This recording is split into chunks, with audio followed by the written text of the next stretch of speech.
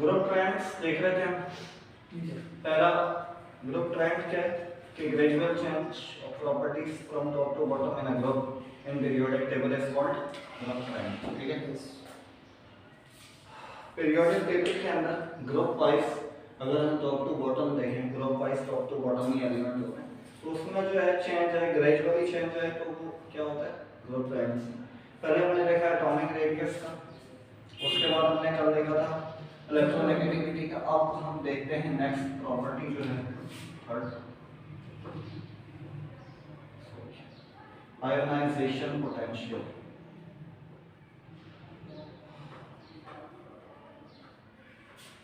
Ionization potential क्या होता है बताओ?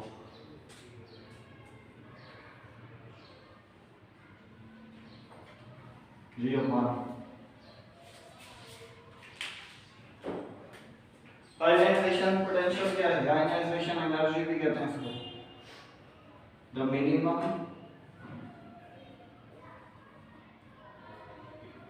Amount of energy required to remove the valence or outermost electrons।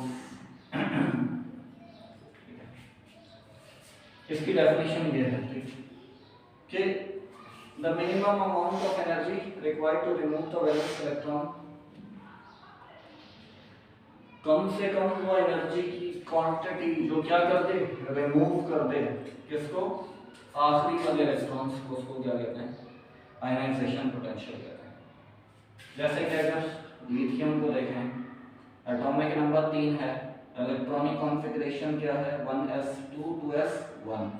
1s2 का मतलब पहले में 2 गए, दूसरे में कितना 1 है। इस पे आप एनर्जी क्या करो, एनर्जी दो, और एनर्जी देने की वजह से ये क्या हो जाए, रिमूव हो जाए, लॉस कर दे अपना इलेक्ट्रॉन। इलेक्ट्रॉन क्या करते हैं, रिमूव कर दे, मतलब ये हो जाए लिथियम प्लस आ जाए इस पे, और ये इलेक्ट्रॉन इसमें क्या कर दिए, रिमूव कर दिए, तो ये एनर्जी क्या कहलाती है, आयनाइजेशन पोटेंशियल।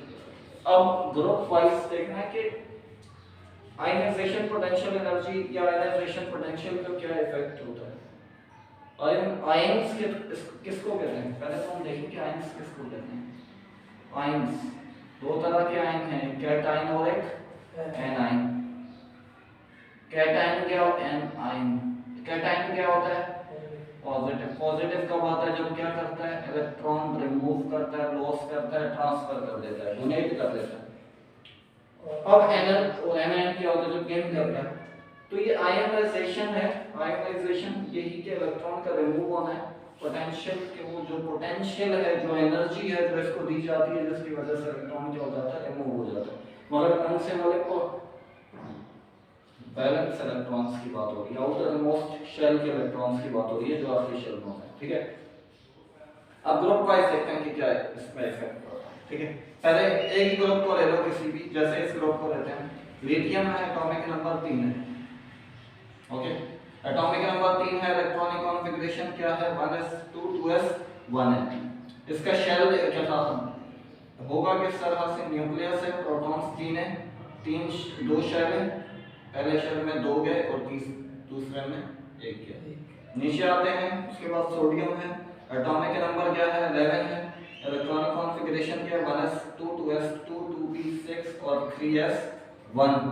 पहले में 2 हैं, दूसरे में कितने 8 हैं, 10 हो गए, तीसरे में कितने होंगे 1 होगा।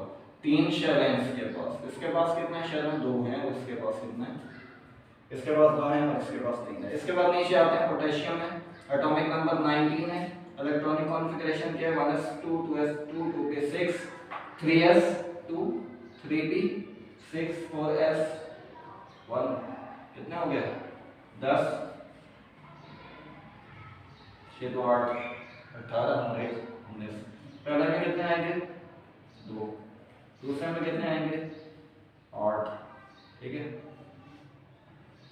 मतलब ये वाला पोर्शन पहले में ये आ गया, दूसरे में ये वाला पोर्शन हो गया, तीसरे में कितने हैं? तीसरे में कितने? 8, ठीक है। तीसरे वाले में 8 है, मतलब मैं लिख देता हूँ। चौथे वाले में कितना? 1 है, सही है। अब हम पिछली प्रॉपर्टीज को थोड़ा सा अगर रिव्यू करें, एटॉमिक रेडियस बढ़ता जा रहा है जैसे जैसे क्या होते जा रहा है, नीचे जाते जा रहा है। क्यों? क्योंकि नंबर ऑफ शेल्स बढ़ते जा रहे हैं। फिर इलेक्ट्रोनेगेटिविटी देखें, जैसे जैसे नीचे जाते जा रहे हैं तो इलेक्ट्रोनेगेटिविटी कम होती जा रही है, क्योंकि इलेक्ट्रोनेगेटिविटी इज क्या टेंडेंसी और पावर फोर्स ऑफ अट्रैक्शन कि वो क्या करे, अट्रैक्ट कर दे किसको? शेयर पेयर ऑफ इलेक्ट्रॉन्स को। तो साइज बढ़ता जाएगा, इलेक्ट्रॉन जो शेयर हो रहे हैं वो तो बैलेंस शेल में होंगे, नीचे जाते जा रहे हैं तो बैलेंस शेल क्या होता जाएगा? दूर होता जाएगा। तो इसका मतलब नीचे जैसे जैसे जाते जाएंगे उनकी इलेक्ट्रोनेगेटिविटी क्या होती जाएगी? कम होती जाएगी। अब आयोनाइजेशन पोटेंशियल क्या है? आयोनाइजेशन पोटेंशियल वो एनर्जी है, वो एनर्जी की अमाउंट है, कम से कम वो एनर्जी की अमाउंट जो उसको दें और उसके बैलेंस इलेक्ट्रॉन को हम क्या करते हैं? इजीली रिमूव करते हैं, तो उसको कहते हैं। अब देखो इस पे आपने एनर्जी मारी, इसमें 2 शेल्स हैं, कुछ डिस्टेंस होगा इसका, 2 शेल्स हैं, इस वाले इलेक्ट्रॉन को रिमूव करने के लिए कुछ एनर्जी की रिक्वायरमेंट है। नीचे आए, शेल इंक्रीज हुए, बैलेंस इलेक्ट्रॉन्स क्या हो गए? दूर हो गए, किससे? न्यूक्लियस से दूर हो गए। इलेक्ट्रॉन्स जो घूम रहे हैं, जो उस पे अट्रैक्शन हो रही है, वो किसकी वजह से हो रही है? न्यूक्लियस की वजह से हो रही है ना। मतलब ये देखो यहाँ पर ये न्यूक्लियस प्रोटॉन्स है ना, ये तो ये ही सीख लो यही तो घुमा रहे हैं इनको, वरना तो इलेक्ट्रॉन क्या हो जाए? निकल जाए, अट्रैक्शन लगेगी ना, force of attraction, electrostatic force of attraction. तो ये इलेक्ट्रॉन्स, ये जो बैलेंस वाले हैं, इसकी बनिस्बत क्या हो गया? इससे दूर हो गए, क्योंकि शेल क्या हो गया? इंक्रीज हो गया। इस पे आते हैं, इसमें तो 4 शेल हो गए हैं, सही है। तो इसके जो बैलेंस इलेक्ट्रॉन है वो क्या है? और दूर हो गए, और दूर हो गया। तो इसका मतलब क्या है? उनको निकालना क्या हो गया? उनको निकालना क्या होगा? आसान होगा भाई। क्यों आसान क्यों होगा? किससे? न्यूक्लियस से दूर हो गए। न्यूक्लियस से देखो, ये प्रोटॉन्स है यहाँ पर, यहाँ पर ये प्रोटॉन्स है, ये पावर हाउस जिसकी वजह से अट्रैक्शन हो रही है, इलेक्ट्रॉन यहाँ घूम रहे हैं, इलेक्ट्रॉन यहाँ जाने की कोशिश करता है, फोर्स यहाँ लगती है तो वो क्या हो जाता है? यूं रोटेट हो जाता है। मतलब यूं जा रहे हैं ना, फोर्स कहाँ लग रही है? यूं, तो यूं हो जाएगा। फिर यहाँ से नीचे सीधा निकलने की कोशिश करेगा, मगर फोर्स कहाँ लगेगी? सेंटर की जाने। तो ये इसी तरह से हर जगह से सेंटर की तरफ फोर्स लगेगी तो वो रोटेट करता जाता है। अब देखो दूर होता जाएगा इलेक्ट्रॉन, तो इजीली उस पे एनर्जी कम देकर क्या कर सकते हैं? हम निकाल सकते हैं। अब करीब होगा तो इसका मतलब क्या है? उसमें ग्रेविटी ज्यादा होगी, किसकी? प्रोटॉन्स की, न्यूक्लियस की, न्यूक्लियर चार्ज की। तो उसको निकालना मुश्किल होगा, ज्यादा क्या चाहिए होगी? Ionization potential. तो देखो इसमें आयोनाइजेशन पोटेंशियल ज्यादा चाहिए, इसमें कम चाहिए, क्योंकि इसमें शेल बढ़ता जा रहा है, एटॉमिक रेडियस क्या होता जा रहा है? बढ़ता जा रहा है। आखिरी वाले इलेक्ट्रॉन क्या होते जा रहे हैं? दूर होते जा रहे हैं, दूर होते जा रहे हैं। तो आपको एनर्जी की जरूरत कम है, क्योंकि वो क्या होते हैं? अपने मेन हाउस से, जो पावर हाउस है, उससे क्या होते जा रहे हैं? दूर होते जा रहे हैं। मतलब आप अल्लाह से दूर होते जा रहे हो तो शैतान के ज्यादा क्या हो जाएंगे? करीब हो जाओगे। शैतान के लिए आपको घेरना क्या हो जाएगा? आसान होगा ना। अब जैसे जैसे अल्लाह और उसके रसूल से और उस जगह से और उन लोगों से, उन चीजों से जिसका बताया है, उससे दूर होगे तो शैतान आपके ऊपर क्या कर देगा? मजबूत कर देगा। उसको कम एनर्जी चाहिए होगी आपको क्या करने के लिए? घेरने के लिए, निकालने के लिए उस दायरा से। अब ये जैसे जैसे नीचे जाते जा रहे हैं, वैसे वैसे एटॉमिक रेडियस बढ़ता जा रहा है। एटॉमिक रेडियस बढ़ता जा रहा है तो आखिरी वाले इलेक्ट्रॉन तो आखिरी में है ना, उसको निकालना आसान होगा, क्योंकि वो सेंटर से क्या हो गया? दूर हो गया।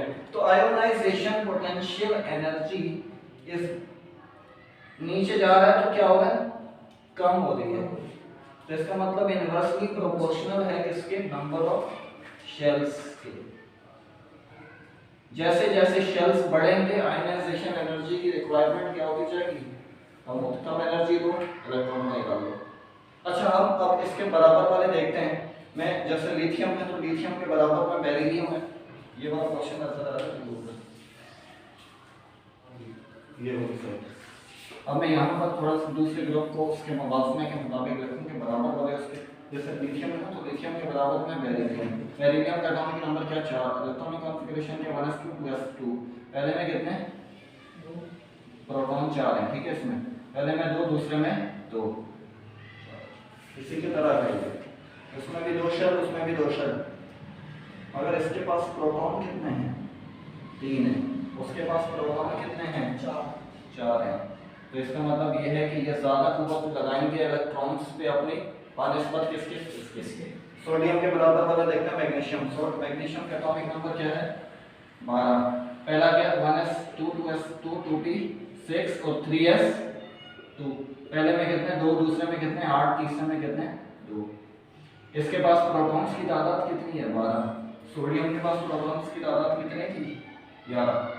ठीक है, शेल दोनों के बराबर ही है। राइट से लेफ्ट जा रहे हो, सॉरी लेफ्ट से राइट जा रहे हो तो शेल्स नहीं बढ़ रहे। क्या बढ़ रहे? प्रोटॉन्स बढ़ रहे। प्रोटॉन्स बढ़ रहे हैं तो इसका मतलब ये जो कॉर्नर वाले जो इलेक्ट्रॉन्स हैं उन पे पावर क्या होगी? ज़्यादा होगी। तो आप जब लेफ्ट से राइट जाते जाओगे प्रोटॉन्स बढ़ते जाएंगे, शेल तो वही है। अब इसके बराबर वाला मैं देखूं, मैग्नीशियम के बराबर वाला कौन सा है? एल्यूमिनियम है। उसका कुछ एटॉमिक नंबर होगा, या बल्कि इसको लेते हैं वैल्यूम के बराबर है कौन? बोरॉन। बोरॉन का एटॉमिक नंबर क्या है? 5। पहले में कितने हैं? 2, दूसरे में कितने हैं? 3। वही बात है, ठीक है, 2 शेल हैं। प्रोटॉन कितने हैं इसमें? 5 हैं। इसमें 5 प्रोटॉन, इसमें 4, इसमें 3। आखिरी वालों पे ज्यादा ग्रेथ किसकी होगी? ज्यादा उसकी। क्यों? क्योंकि इसके पास प्रोटॉन ज्यादा हैं, और प्रोटॉन ज्यादा ग्रेथ ज्यादा है तो इसका मतलब एनर्जी क्या चाहिए होगी? ज्यादा चाहिए होगी निकालने के लिए। जो आखिरी वाले इलेक्ट्रॉन्स हैं उनकी एनर्जी ज्यादा चाहिए होगी रिमूव करने के लिए। इसका मतलब लेफ्ट से राइट जा रहे हैं तो आयनाइजेशन पोटेंशियल एनर्जी क्या है? डिक्रीज हो रही है, ओ सॉरी ज्यादा हो रही है। मतलब हम जब लेफ्ट में जाते हैं, लेफ्ट से राइट में जाते हैं, इंक्रीज होगी। इंक्रीज होने का मतलब ज्यादा चाहिए होगी। उसको ज्यादा किससे चाहिए होगी? क्यों? क्या बढ़ रहे हैं? प्रोटॉन्स बढ़ रहे हैं। तो ये न्यूक्लियर चार्ज से डायरेक्टली प्रोपोर्शनल है। देखो 2 चीजें हम पढ़ रहे हैं। एक क्या पढ़ रहे हैं? एक हम पढ़ रहे हैं नंबर ऑफ शेल्स, और दूसरा पढ़ रहे हैं प्रोटॉन्स की तादाद, नंबर ऑफ न्यूक्लियर चार्ज जिसको कह रहे हैं। जब आप देखो ऊपर से नीचे जाते जा रहे हो तो शेल बढ़ते जा रहे हैं। शेल बढ़ने की वजह से आयनाइजेशन पोटेंशियल एनर्जी कम होती जा रही है। शेल बढ़ रहे हैं, आयनाइजेशन पोटेंशियल एनर्जी क्या हो रही है? कम हो रही है। तो इसका मतलब ये इनवर्सली प्रोपोर्शनल है। आप ये क्वांटिटी बढ़ाओगे तो आयनाइजेशन पोटेंशियल एनर्जी कम चाहिए होगी इलेक्ट्रॉन को निकलवाने के लिए। मतलब आप देखो पहले में लिथियम को देखा, उसके पास 2 शेल्स हैं, ठीक है, दूसरे शेल्स में से निकालना। फिर हम नीचे गए, सोडियम पे आए, 11 है उसके पास, ठीक है, पहले में 2, दूसरे में 8, तीसरे में 1। तो इसका मतलब ये है कि वो तीसरे शेल में चले गया, आखिरी वाला जो है।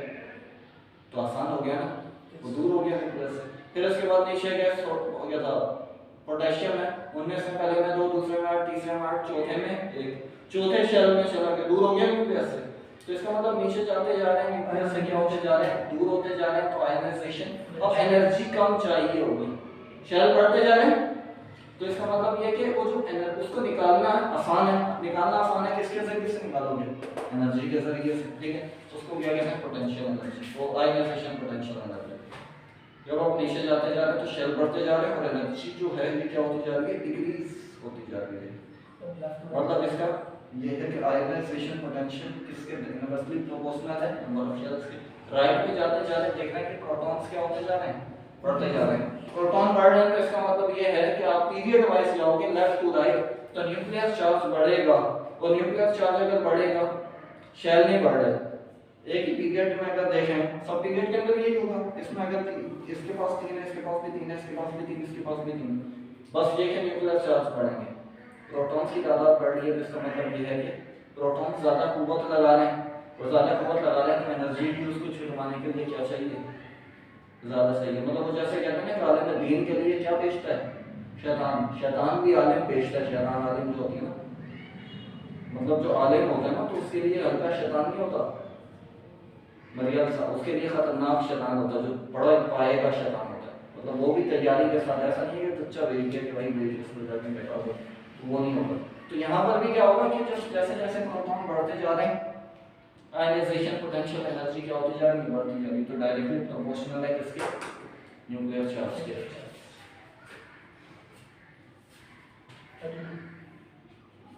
अच्छा, अब इनका आपस में कंपैरिजन करें क्या होगा?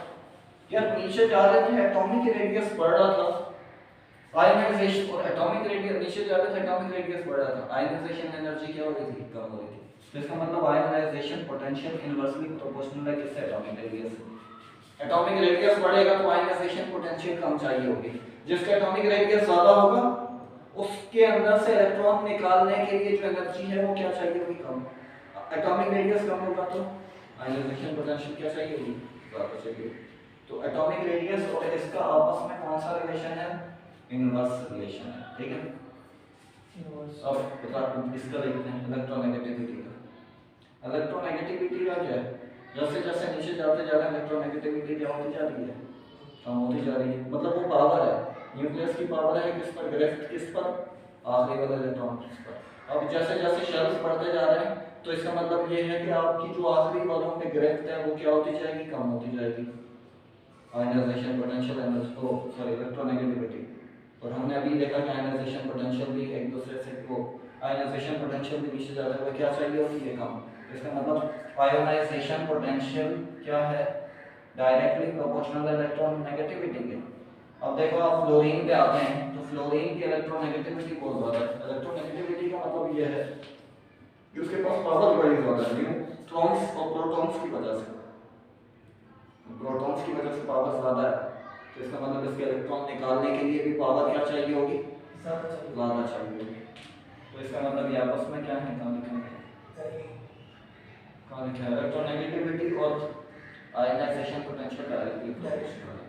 कि अगर किसी एलिमेंट की इलेक्ट्रोनेगेटिविटी बढ़ेगी आयनाइजेशन पोटेंशियल एनर्जी भी क्या चाहिए होगी, ज्यादा चाहिए होगी, ठीक है। मैं बाकी का देखते हैं इसको और भी।